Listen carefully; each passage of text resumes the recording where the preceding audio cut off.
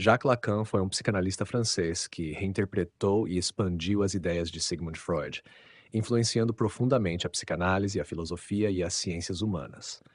Suas principais ideias podem ser organizadas em alguns eixos fundamentais. 1. O inconsciente estruturado como uma linguagem.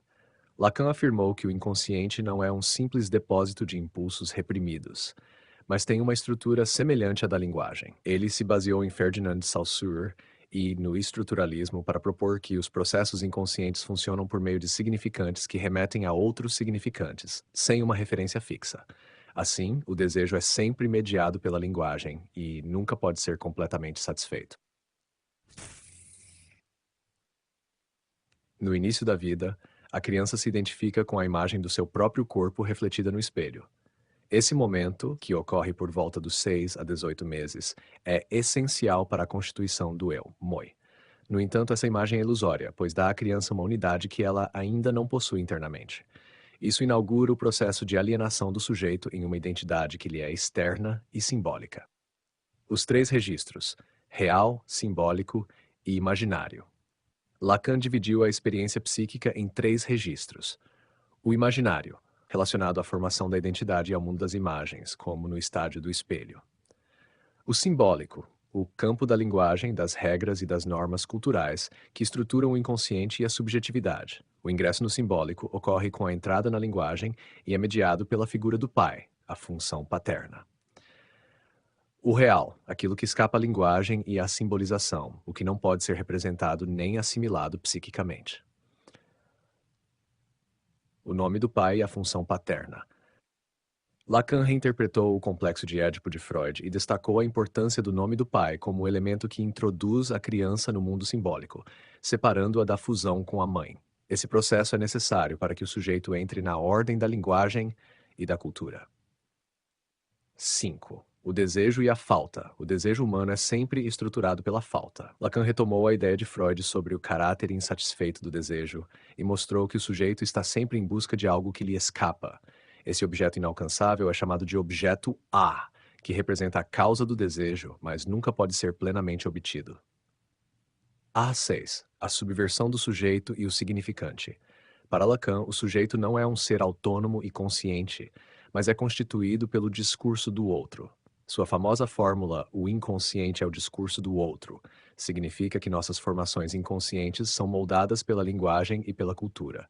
O sujeito é uma posição dentro da estrutura da linguagem, sempre deslocado e nunca plenamente senhor de si. 7. A fórmula do amor. Lacan formulou uma definição paradoxal do amor. Amar é dar o que não se tem a alguém que não o quer. Essa ideia destaca que o amor está ligado à falta, ao desejo e à impossibilidade de posse total do outro. 8. O gozo e a lei. O goissance é um conceito que ultrapassa o prazer e beira o sofrimento.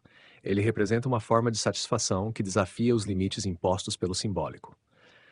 A sociedade impõe barreiras ao gozo, mas, paradoxalmente, também incentiva sua busca, criando um conflito fundamental no sujeito.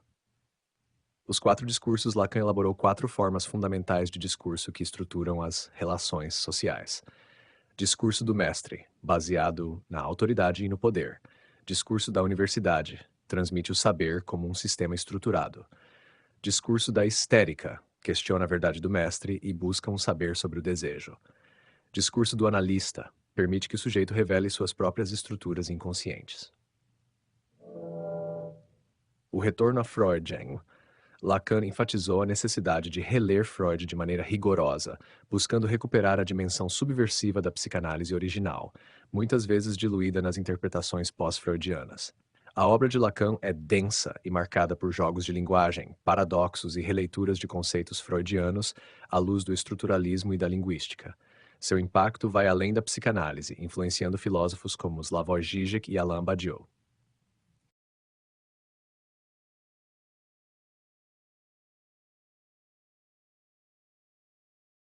O conceito de inconsciente em Lacan é profundamente influenciado pela linguística estruturalista e difere do modelo freudiano clássico, que o via como um reservatório de impulsos reprimidos. Para Lacan, o inconsciente é essencialmente estruturado como uma linguagem, funcionando segundo regras semelhantes às da significação linguística. Essa visão desloca a ênfase da psicanálise da biologia para a estrutura simbólica que organiza o psiquismo humano. O inconsciente como estrutura linguística. A afirmação central de Lacan, o inconsciente é estruturado como uma linguagem, significa que os processos inconscientes operam por meio de significantes, ou seja, unidades linguísticas que remetem umas às outras sem um significado fixo ou definitivo. Assim, o inconsciente não é um depósito de conteúdos estáticos, mas um sistema dinâmico de relações simbólicas. Lacan baseia essa formulação na linguística de Ferdinand de Saussure e na teoria do significante de Roman Jakobson. Ele adapta dois mecanismos da linguística para explicar o funcionamento do inconsciente. Metonímia, uma substituição de significantes em uma cadeia de associações, o que corresponde ao deslocamento descrito por Freud nos sonhos e sintomas neuróticos. Metáfora, um processo de substituição de um significante por outro, semelhante ao mecanismo de condensação dos sonhos freudianos. Isso significa que o inconsciente não expressa verdades ocultas diretamente, mas trabalha por meio de deslocamentos e substituições de significantes que podem ser acessados na análise. O significante e a formação do sujeito. Para Lacan, o sujeito não é uma entidade estável ou autônoma, mas um efeito da linguagem. A entrada do sujeito no mundo simbólico ocorre por meio da linguagem, que o estrutura desde a infância.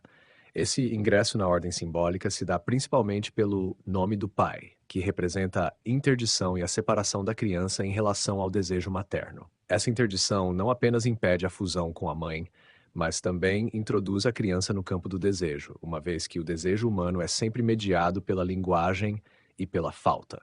O sujeito, portanto, é sempre um sujeito do significante, marcado pela perda e pela incompletude. Isso ocorre porque a linguagem nunca consegue nomear completamente a experiência subjetiva. Sempre há algo que escapa, algo que não pode ser dito. Esse excesso que não pode ser simbolizado corresponde ao que Lacan chama de real. A cadeia significante e a falta. No modelo lacaniano, o significado nunca é fixo, pois um significante sempre remete a outro significante, em um processo infinito. Esse conceito, derivado da teoria estruturalista da linguagem, mostra que o desejo humano é sempre deslocado, nunca atingindo um objeto definitivo. Lacan também introduz a noção de sujeito barrado, que representa a impossibilidade do sujeito de se completar na linguagem. O sujeito se constitui a partir da falta, pois sua identidade nunca é plena nem totalmente acessível a ele mesmo. O inconsciente como discurso do outro. Lacan afirma que o inconsciente é o discurso do outro, significando que os significantes que estruturam a subjetividade vêm do exterior, da linguagem social e cultural. Desde a infância, o sujeito é atravessado por palavras e significados que não são seus, mas que o moldam. O inconsciente, portanto, não pertence ao indivíduo como algo interno e isolado. Ele é uma construção simbólica derivada do campo do outro, que é o conjunto das estruturas linguísticas e sociais que precedem o sujeito. Essa ideia implica que os sintomas, os lapsos e os atos falhos são manifestações desse discurso inconsciente, e a análise psicanalítica consiste em escutar e decifrar esse discurso, revelando suas contradições e deslocamentos. O desejo e o objeto. Como o inconsciente opera pela estrutura da linguagem, o desejo humano nunca se dirige a um objeto fixo. Lacan introduz o conceito de objeto A, que representa a causa do desejo, mas que nunca pode ser plenamente alcançado. Esse objeto não é um algo concreto, mas um vazio, um ponto em torno do qual o desejo gira sem jamais se satisfazer. O desejo, então, é sempre desejo do outro, pois se estrutura dentro do campo simbólico e das significações externas. Esse desejo, mediado pela linguagem, condenado à insatisfação, pois sempre buscará um objeto que está, por definição, perdido ou ausente. A psicanálise como um trabalho sobre o significante. A partir dessa perspectiva, a prática psicanalítica não busca revelar conteúdos inconscientes fixos, mas escutar as estruturas significantes que organizam o discurso do analisando. O objetivo não é traduzir o inconsciente para um sentido único, mas permitir que o sujeito descubra a lógica de sua própria cadeia significante e como ela molda sua relação com o desejo e a falta. Dessa forma, Lacan redefine o inconsciente não como uma entidade obscura e reprimida, mas como um sistema de linguagem em funcionamento que se revela nas falhas da fala, nos sintomas e na própria impossibilidade de se dizer plenamente.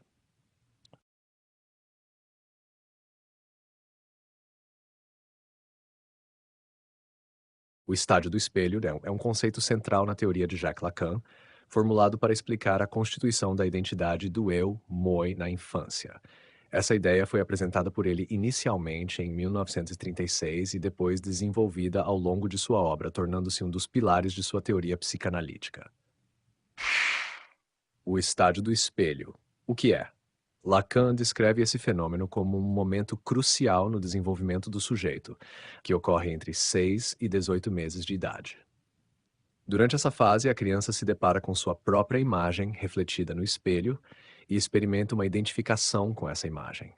No entanto, essa identificação é paradoxal. A imagem no espelho parece unificada e coerente, mas o bebê ainda não possui essa unidade internamente, pois seu corpo e suas capacidades motoras ainda são fragmentadas e instáveis.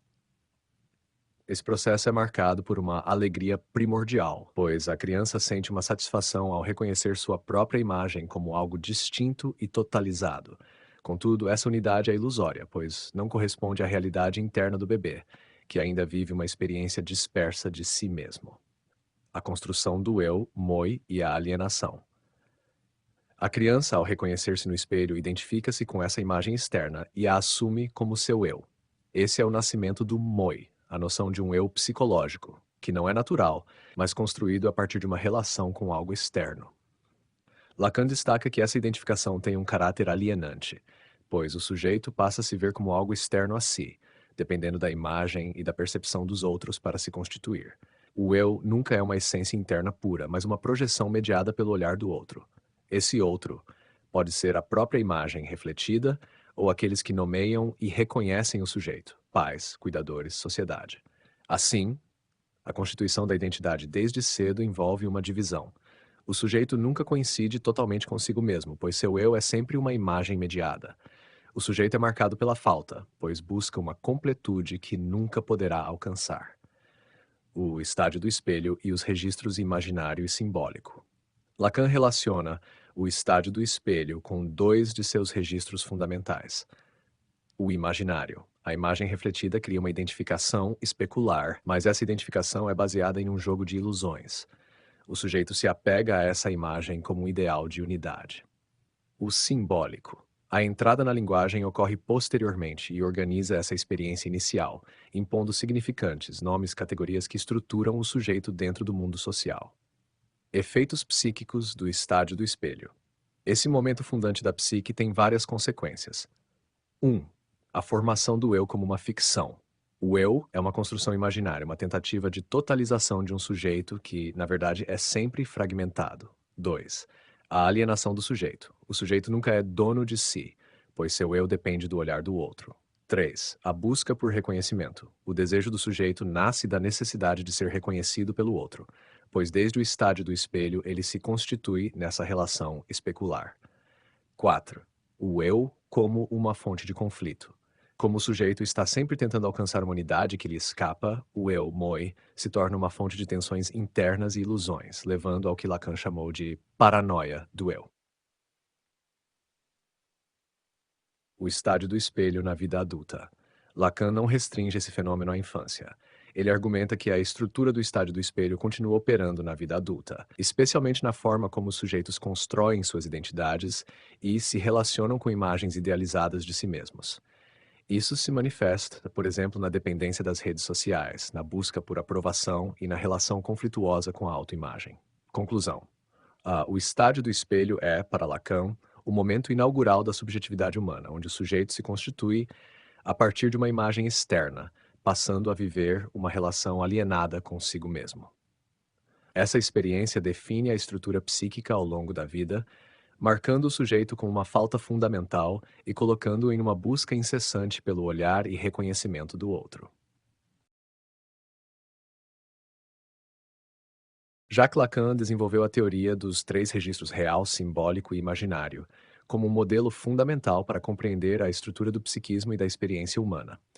Esses registros não são apenas categorias abstratas, mas modos interrelacionados, pelos quais o sujeito organiza sua relação com o mundo, com os outros e consigo mesmo. 1. O imaginário. O mundo das imagens e da identificação. O imaginário é o registro da percepção, das imagens e da identificação. Ele tem origem no estádio do espelho, quando o bebê reconhece sua imagem refletida e passa a se identificar com ela. Esse processo gera o moi-eu, que é uma construção baseada na relação especular com o outro. Características principais do imaginário, relacionado à formação do eu e à identidade, baseado na identificação com imagens externas. É um registro de ilusões e enganos, pois o eu nunca coincide plenamente com sua imagem. Define a relação com o outro em termos de comparação e rivalidade. Exemplo: no imaginário, uma pessoa pode construir uma identidade baseada na imagem ideal que tem de si mesma ou na que deseja projetar para os outros. Isso se manifesta, por exemplo, nas redes sociais, onde há uma construção da própria imagem para ser reconhecida e admirada. O simbólico. A linguagem é a estrutura da cultura. O simbólico é o registro da linguagem, das regras e da cultura. Ele estrutura a experiência do sujeito, moldando seu desejo e sua relação com o mundo. O ingresso no simbólico ocorre por meio da castração simbólica, que separa a criança da fusão inicial com a mãe e a insere no universo das significações sociais. Características principais do simbólico: regido pela linguagem e pelo sistema de significantes. Inclui normas sociais, leis e convenções que organizam a vida em sociedade. Define a posição do sujeito dentro de um sistema estruturado. Relaciona-se à falta e ao desejo, pois a linguagem nunca pode expressar tudo plenamente. Exemplo: o nome próprio de uma pessoa é um elemento simbólico que a insere na cultura e na sociedade. Além disso, as leis, as normas familiares e os papéis sociais são parte desse registro. Dentro do simbólico, Lacan destaca o nome do pai, que representa a interdição ao desejo da mãe e estabelece a ordem da linguagem e da cultura. Isso significa que o sujeito não pode simplesmente satisfazer seus desejos livremente. Ele deve passar pelas regras e significados impostos pelo simbólico. O real, o indizível e o que escapa à simbolização. O real é aquilo que está fora da linguagem, o que não pode ser simbolizado nem representado, diferente do real. No sentido comum, o que existe objetivamente, o real lacaniano é aquilo que sempre resiste à significação. Características principais do real: não pode ser nomeado ou representado, pois escapa ao simbólico. Se manifesta como trauma, algo que não pode ser assimilado pelo psiquismo. Está associado ao gozo, sans, um prazer que ultrapassa os limites do prazer comum e beira o sofrimento. Retorna de forma inesperada e disruptiva, criando angústia. Exemplo: uma experiência traumática que a pessoa não consegue colocar em palavras pertence ao real. Outra manifestação do real é a morte, pois não há como representá-la totalmente dentro da linguagem. Na clínica psicanalítica, o real se manifesta nos sintomas que desafiam a interpretação e nos impasses do desejo, mostrando a dimensão do que não pode ser totalmente resolvido pelo discurso. Achar a interação entre os três registros. Os três registros não existem isoladamente, mas se entrelaçam na constituição do sujeito. O equilíbrio entre eles é frágil e, em casos de psicose, por exemplo, há uma falha no simbólico, permitindo que o real invada a experiência do sujeito. Um exemplo do funcionamento desses registros pode ser visto na relação amorosa. Imaginário: o sujeito se apaixona pela imagem idealizada do outro. Simbólico: a relação é estruturada por palavras, promessas e compromissos. Real: o desejo nunca se satisfaz plenamente, e o encontro com o outro sempre envolve uma parte de estranhamento e falta. Conclusão: a teoria dos três registros de Lacan mostra que a experiência humana não é linear nem transparente. O imaginário constrói ilusões sobre quem somos, o simbólico organiza nossa vida através da linguagem e das normas, e o real nos confronta com aquilo que escapa ao controle e à compreensão. O sujeito, portanto, vive sempre nessa tensão entre os três registros, tentando dar sentido ao seu desejo e à sua existência dentro dessa estrutura complexa.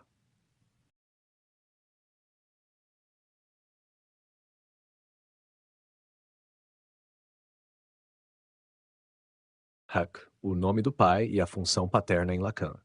Jacques Lacan desenvolveu os conceitos de nome do pai e função paterna como elementos centrais para explicar a constituição do sujeito dentro da linguagem e da cultura.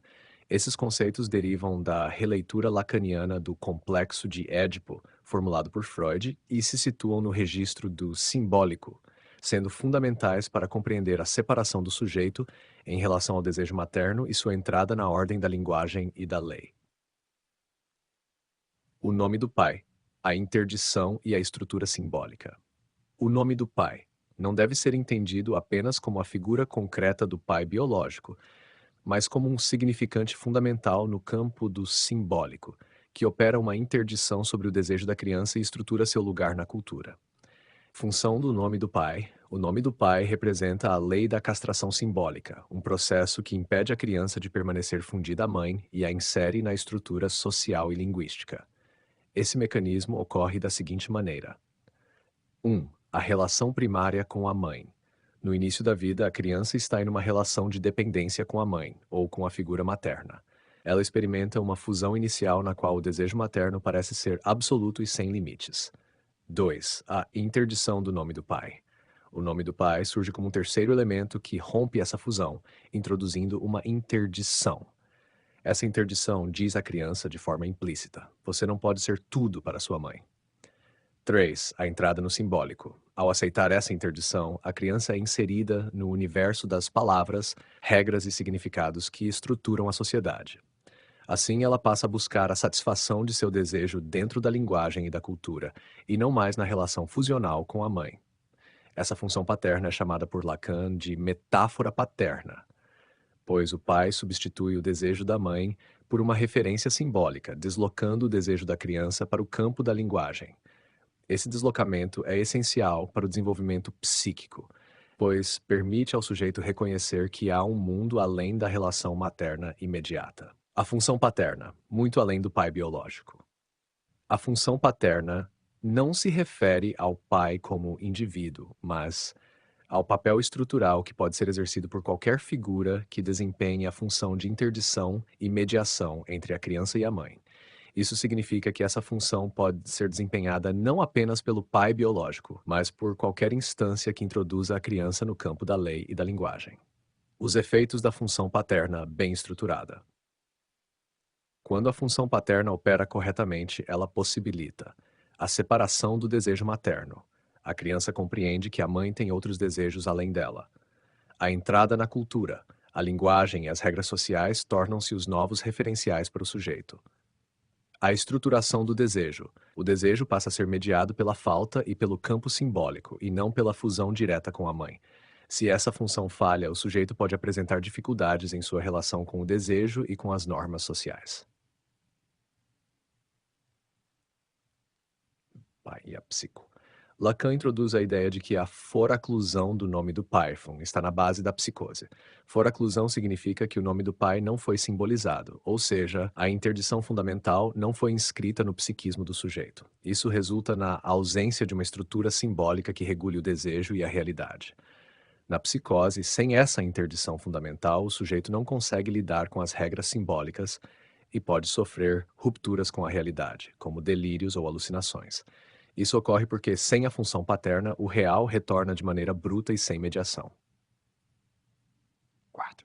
Multiplicação dos nomes do pai. Em seus últimos seminários, Lacan sugere que não há apenas um nome do pai, mas sim múltiplos nomes do pai. Isso significa que a função paterna não precisa estar centralizada em uma única figura ou instância, podendo ser exercida por diferentes instituições, crenças ou estruturas simbólicas. Essa ideia reflete a transformação das relações sociais modernas, onde a autoridade paterna tradicional foi fragmentada em diversas formas de regulação simbólica, como a escola, a religião, o Estado e outras instituições. Conclusão: o nome do pai e a função paterna são conceitos fundamentais para Lacan, pois explicam como o sujeito humano se estrutura dentro da linguagem e da cultura. O nome do pai representa a interdição necessária para separar a criança da relação primária com a mãe, introduzindo-a no mundo simbólico. Já a função paterna é o processo que garante essa interdição, permitindo a formação da subjetividade de maneira equilibrada. Se essa função falha, surgem patologias psíquicas, como uma psicose, em que o sujeito não consegue se estruturar dentro das normas simbólicas. Com o avanço de sua teoria, Lacan reconhece que a função paterna não precisa ser exercida exclusivamente pelo pai biológico, mas pode ser representada por diversas figuras e instituições na sociedade contemporânea.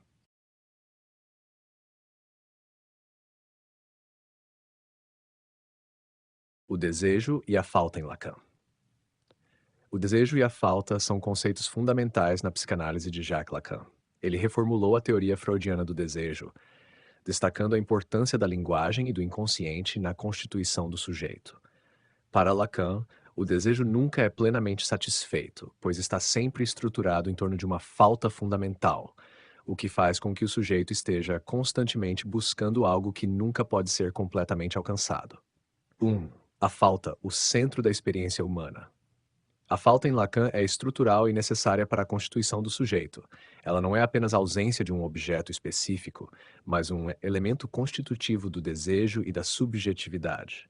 A falta se manifesta de diferentes maneiras ao longo do desenvolvimento psíquico e está diretamente ligada à entrada do sujeito na linguagem e no campo do simbólico.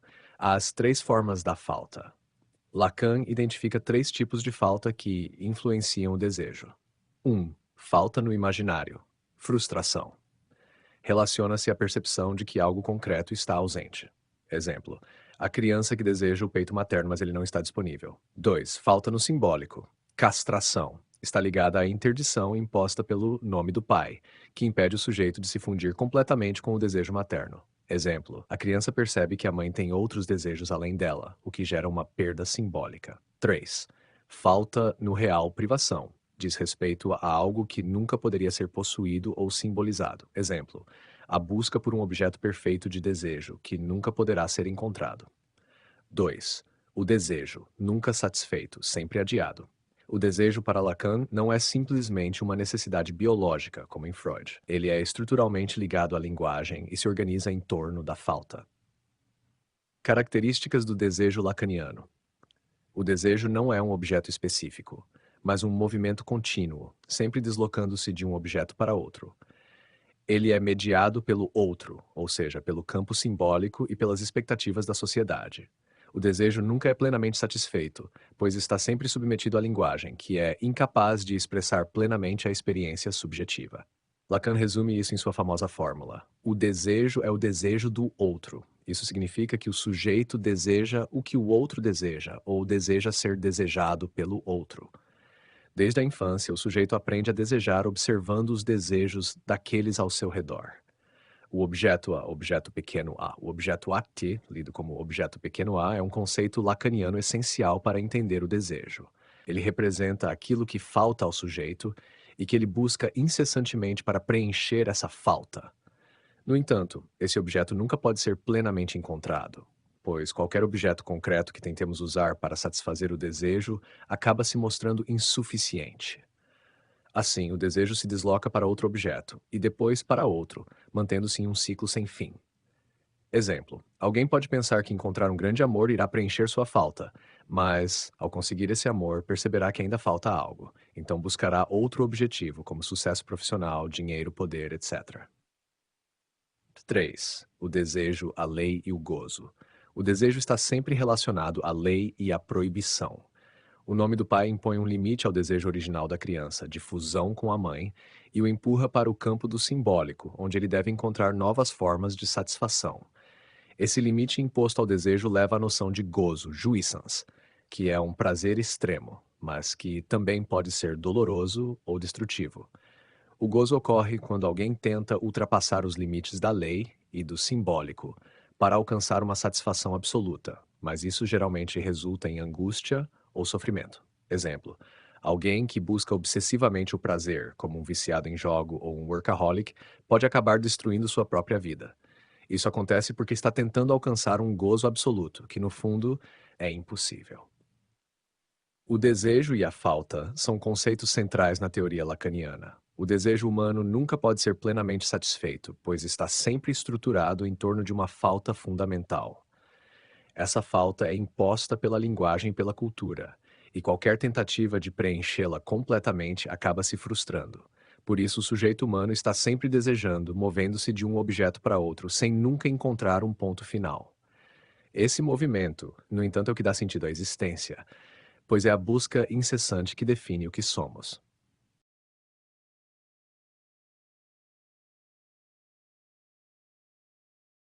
A subversão do sujeito e o significante em Lacan. A psicanálise de Jacques Lacan é profundamente influenciada pela linguística estruturalista, especialmente pelo pensamento de Ferdinand de Saussure e Roman Jakobson.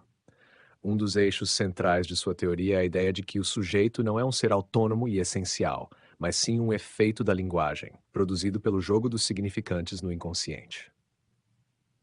Essa visão leva Lacan a desenvolver o conceito de subversão do sujeito, que diz respeito à maneira como o sujeito é deslocado, dividido e determinado pela estrutura do significante. Sheshor 1. O sujeito no estruturalismo lacaniano.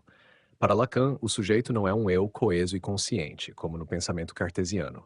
Penso, logo existo. Pelo contrário, ele é constituído por uma falta e por uma divisão interna. Essa divisão surge porque o sujeito não se identifica plenamente com nenhuma palavra ou representação de si mesmo, já que seu ser está sempre mediado pela linguagem.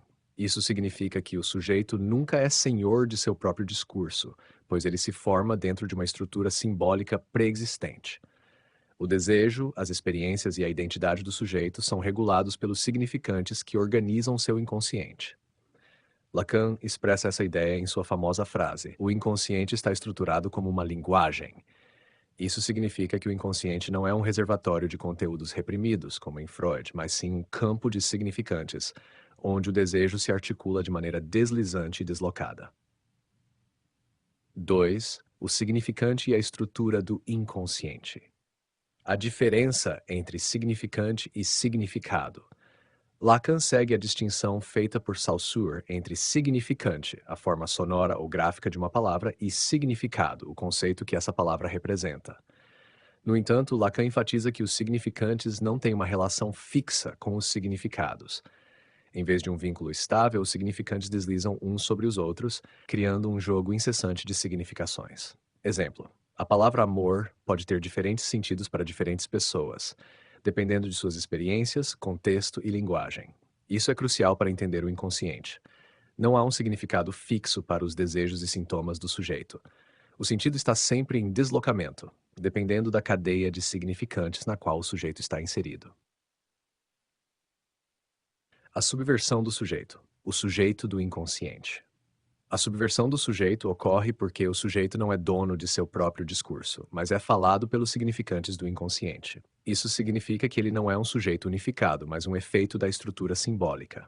Lacan exemplifica isso com o grafo do desejo, o modelo que representa a forma como o sujeito é capturado pelos significantes e pelo desejo do outro. O sujeito lacaniano dividido é sim, pois nunca se identifica plenamente com aquilo que diz ou pensa ser. Ele surge no intervalo entre os significantes, como um efeito momentâneo da linguagem. Isso ocorre porque o sujeito é sempre representado por um significante para outro significante. Ele nunca pode dizer diretamente quem é, pois qualquer nome ou conceito que use para se definir já está inserido na estrutura simbólica. Exemplo: se alguém diz eu sou inteligente, essa afirmação depende do que inteligente significa dentro de sua cultura e linguagem. O sujeito então não controla totalmente o que está dizendo, pois o sentido já estava estabelecido antes dele. 4. A metáfora e a metonímia. Mecanismos da subversão. Lacan identifica dois processos fundamentais na organização do desejo e do inconsciente, baseados nas operações linguísticas de Jacobson. From metáfora. Ocorre quando um significante substitui outro, criando novos sentidos. Esse é o mecanismo fundamental da repressão no inconsciente. Exemplo: no sonho, alguém que tem desejo reprimido por outra pessoa pode sonhar com um objeto simbólico que a representa. Metonímia, deslocamento, ocorre quando o sentido desliza continuamente de um significante para outro, sem alcançar um significado fixo. Esse é o mecanismo do desejo, que nunca se satisfaz plenamente. Exemplo: alguém que deseja reconhecimento pode buscar esse reconhecimento no trabalho, no dinheiro, no status, sempre deslocando o desejo de um objeto para outro. 5. A submissão ao desejo do outro. Outro elemento central da subversão do sujeito é a relação com o outro, com maiúsculo. O outro representa a estrutura simbólica, a linguagem e as normas sociais que moldam o sujeito. Lacan afirma que o desejo é o desejo do outro. Ou seja, o sujeito não deseja diretamente algo por si mesmo, mas deseja o que percebe ser desejado pelo outro. Desde a infância, ele busca encontrar um lugar dentro do desejo do outro para ser reconhecido. Isso gera um processo de alienação. O sujeito não sabe exatamente o que deseja. Ele está sempre tentando preencher uma falta que é imposta pelo outro. Seu desejo nunca se resolve plenamente, pois está preso na estrutura dos significantes. A subversão do sujeito, em Lacan, ocorre porque o sujeito não é um eu autônomo e coeso, mas sim um efeito da linguagem e da estrutura simbólica. Ele é capturado pelo jogo dos significantes e pelo desejo do outro, o que faz com que sua identidade seja sempre fragmentada e instável. O inconsciente, por sua vez, não é um reservatório de conteúdos reprimidos, mas uma rede de significantes que opera por deslocamento e substituição. Isso faz com que o desejo nunca se satisfaça plenamente, pois está sempre mediado pela estrutura simbólica. Dessa forma, Lacan subverte a noção clássica de sujeito, mostrando que ele não é um centro de consciência, mas um efeito da linguagem e da falta.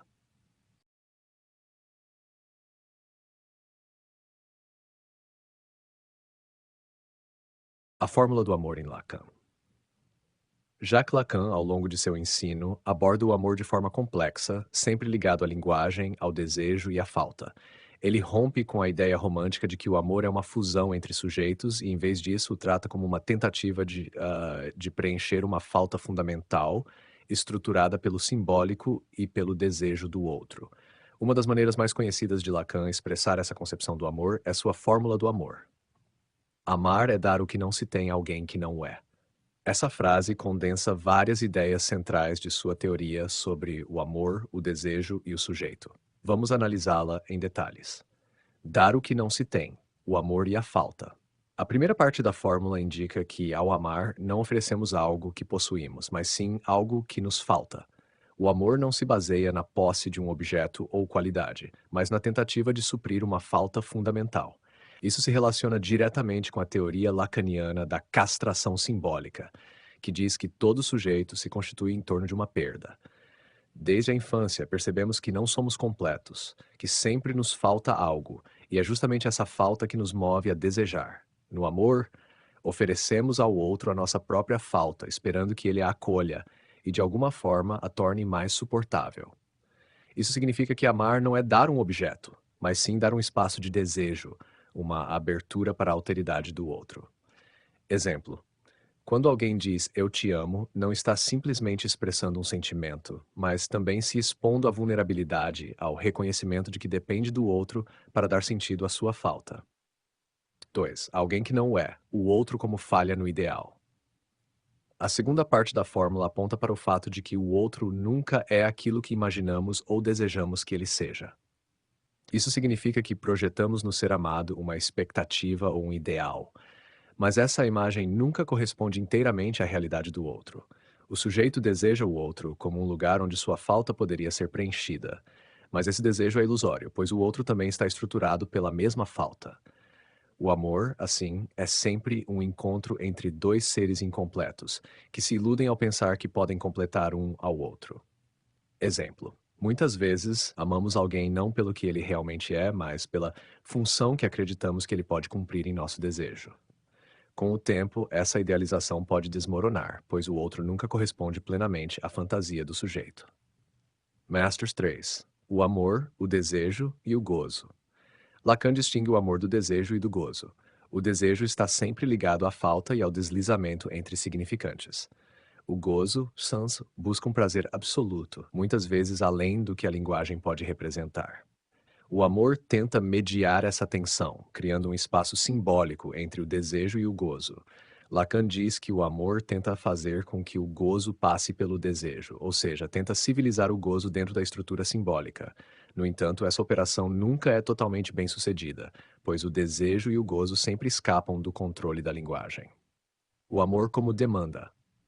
Lacan diferencia três registros da relação com o outro. 1. A necessidade, aquilo que é biológico e pode ser satisfeito diretamente, como fome e sede. 2. A demanda, a necessidade que passa pela linguagem e se torna um pedido de reconhecimento. 3. O desejo, aquilo que nunca pode ser plenamente satisfeito, pois está estruturado pela falta. O amor está na esfera da demanda. Ele não é apenas um desejo pelo outro, mas um pedido de reconhecimento.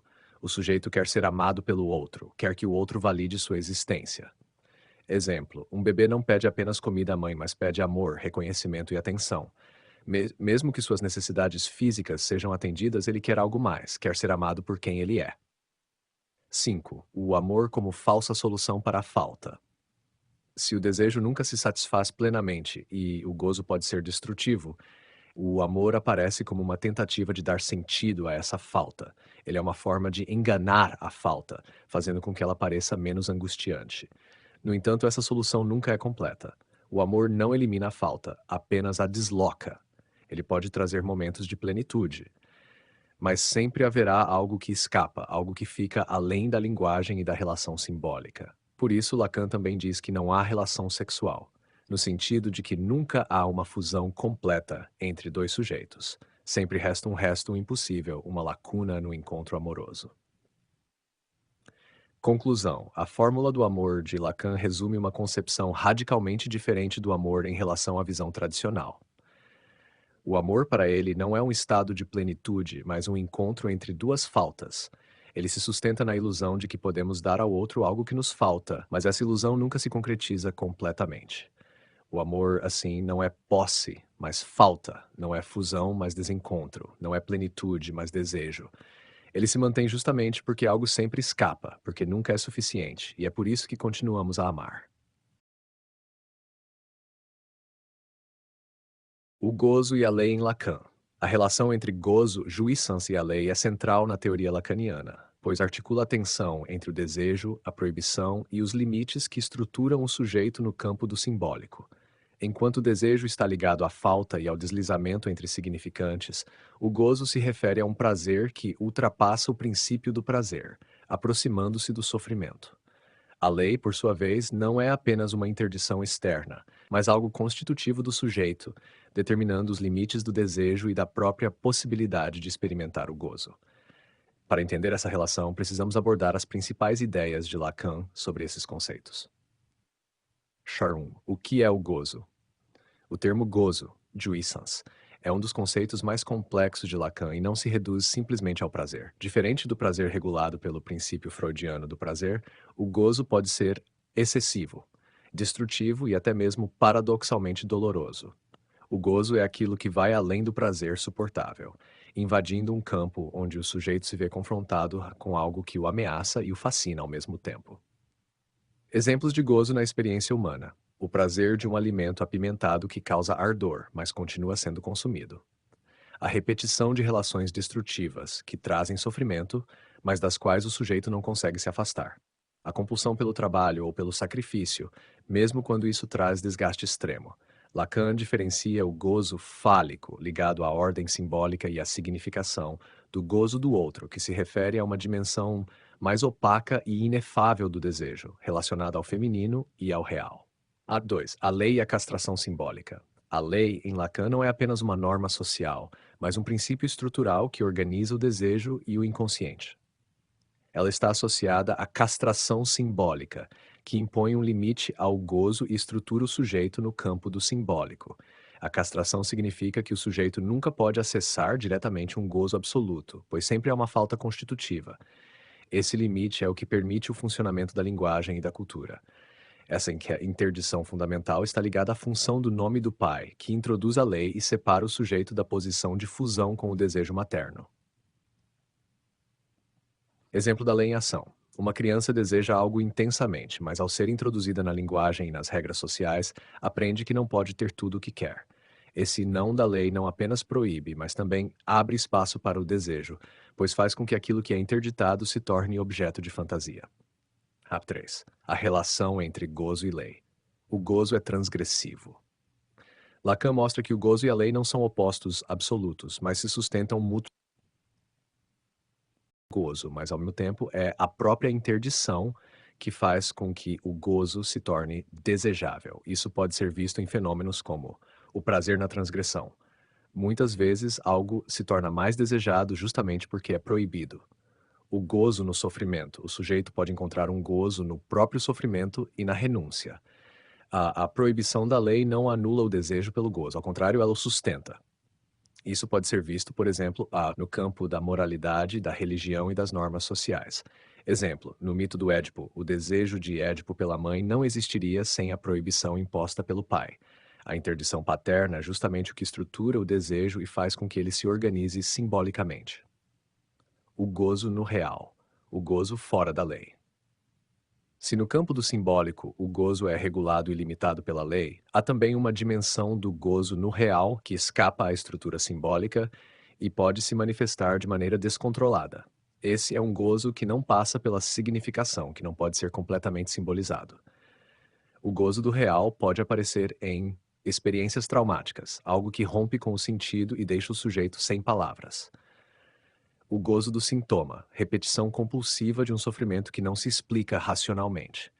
A loucura e os estados psicóticos, onde há um excesso de gozo que não é regulado pelo lógico. A lei como estrutura do desejo. Se o gozo absoluto é impossível dentro da estrutura simbólica, isso significa que a lei não apenas proíbe, mas também possibilita o desejo. O desejo existe porque há um limite, porque há algo que sempre escapa. Assim, a lei não deve ser vista apenas como repressora, mas como aquilo que torna possível a própria existência do sujeito desejante. Conclusão. O gozo e a lei se sustentam reciprocamente. A lei impõe limites ao gozo, mas ao mesmo tempo, a própria interdição sustenta o desejo e mantém o sujeito em busca de um gozo sempre incompleto. Os quatro discursos em Lacan. Jacques Lacan formulou a teoria dos quatro discursos em seu seminário 17, O Avesso da Psicanálise, em 1969 e 80. Esses discursos representam estruturas fundamentais da linguagem e da organização social, que regulam as relações entre os sujeitos e os significantes. Lacan os formulou para pensar como o desejo, o poder e a verdade se organizam na sociedade. Os quatro discursos são: 1. Discurso do mestre. 2. Discurso da universidade. 3. Discurso da histérica. 4. Discurso do analista. Cada discurso é uma forma de relação entre o sujeito e o saber, estruturado por quatro posições fundamentais. S1, significante mestre, a autoridade, o comando. S2, o saber estruturado, o conhecimento, a informação organizada. Dólar, o sujeito barrado, o sujeito do inconsciente, a falta de visão do sujeito. O objeto A, o objeto do desejo, o que falta, o que move o desejo. Lacan organiza esses discursos numa estrutura rotativa, em que as posições se deslocam conforme o tipo de discurso.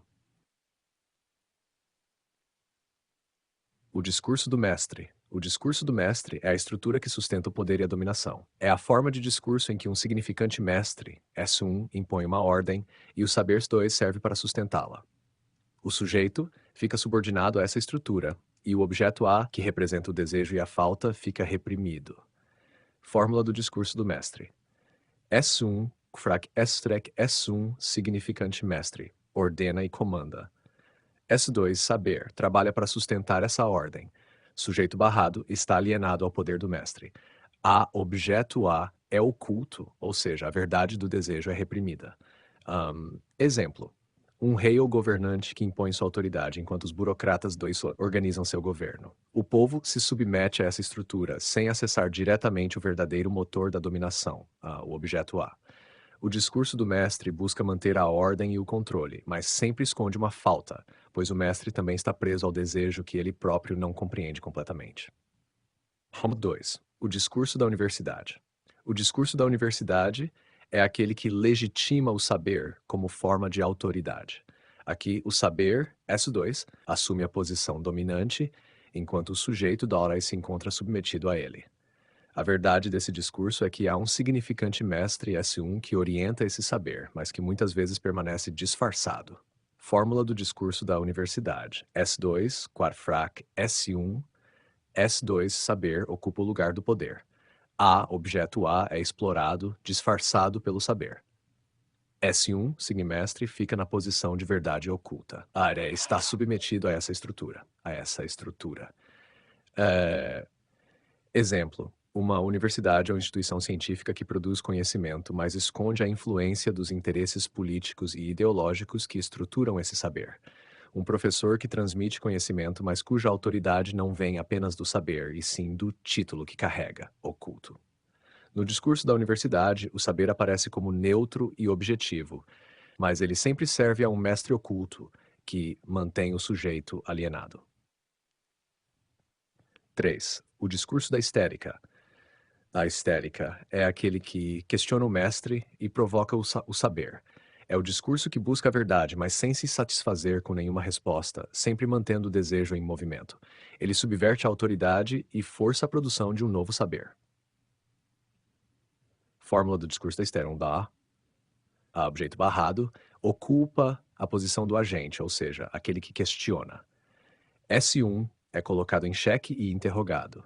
A objeto está na posição de verdade, ou seja, a busca do desejo.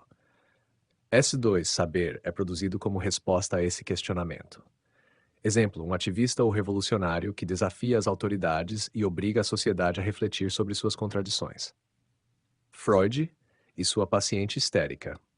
A paciente questiona e provoca o saber médico, levando Freud a descobrir o inconsciente.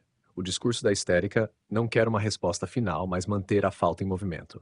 Ele desestabiliza a autoridade e força a produção de novos significantes. 4. O discurso do analista. O discurso do analista é o mais subversivo de todos, pois inverte a lógica dos outros discursos. Aqui, o objeto, a falta, o desejo do sujeito, ocupa o lugar do agente, fazendo com que o sujeito confronte sua própria divisão. O analista não impõe um saber, mas faz o analisando falar e revelar a verdade do seu próprio desejo. Fórmula do discurso do analista. Equad S1. A, objeto, a falta, o desejo, ocupa o lugar do agente. Sujeito barrado. É forçado a confrontar sua divisão. S2, saber, é desmontado, revelando sua inconsistência. S1, significante mestre. Surge como resultado da análise, mas já deslocado. O psicanalista, que, em vez de dar respostas, escuta e devolve ao paciente a questão sobre seu próprio desejo. Um artista ou filósofo que desestrutura o discurso estabelecido e faz os outros confrontarem suas próprias faltas. Esse discurso não impõe um saber, mas dissolve ilusões e expõe a verdade do desejo. É o único que realmente pode produzir uma mudança subjetiva. Conclusão: os 4 discursos de Lacan mostram como o poder, o saber e o desejo se articulam na sociedade e na psicanálise. O mestre comanda e impõe ordem. A universidade legitima o saber como autoridade. A histérica questiona e provoca a produção de novos significantes. O analista desmonta os discursos, levando o sujeito a confrontar sua própria falta. A passagem de um discurso ao outro não acontece de forma espontânea, pois cada um possui suas próprias estruturas de poder. No entanto, o discurso do analista se apresenta como a única possibilidade de verdadeira subversão, pois expõe a ilusão do saber e permite ao sujeito se reposicionar diante de seu desejo.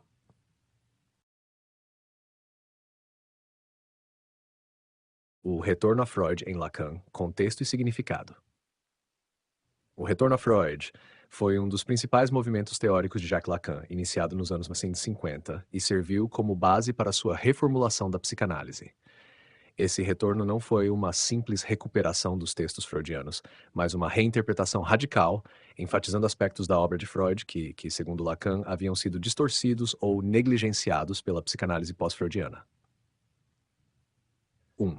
O contexto do retorno a Freud. Nas décadas seguintes à morte de Freud, em 1939, a psicanálise foi se tornando cada vez mais institucionalizada, principalmente através da psicanálise egóica nos Estados Unidos e da ortodoxia da psicanálise pós-freudiana na Europa. Alguns dos principais desenvolvimentos nesse período foram a escola americana, Ego Psychology, com Anna Freud, Heinz Hartmann e Erik Erikson, enfatizou a importância do ego como uma instância autônoma, capaz de lidar racionalmente com a realidade.